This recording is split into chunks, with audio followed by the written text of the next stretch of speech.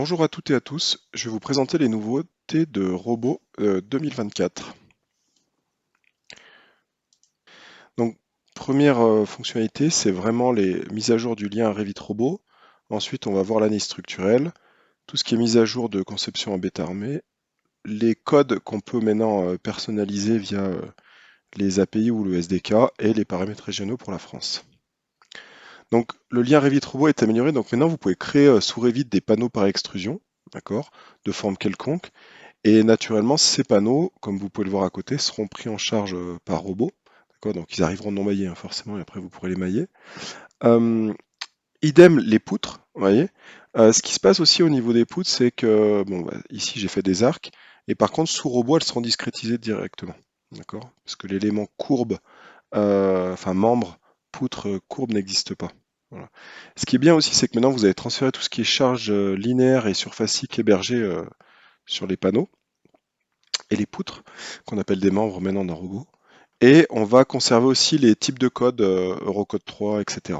dans les barres, assis ou autres, hein, euh, sur les normes américaines, canadiennes.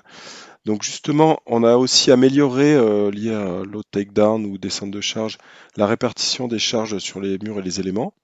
On a mis à jour l'analyse sismique pour le Canada, tant sur les specs de réponse que les méthodes par force latérale.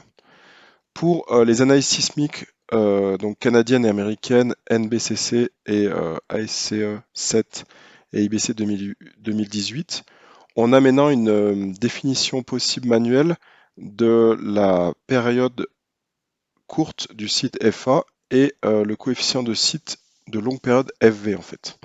On a aussi mis à jour les règles de combinaison des eurocodes 0 pour les annexes nationales bon, globales, on va dire eurocode global, pour la Belgique, la Grande-Bretagne, les Pays-Bas, la Pologne et la Roumanie, comme vous pouvez le voir.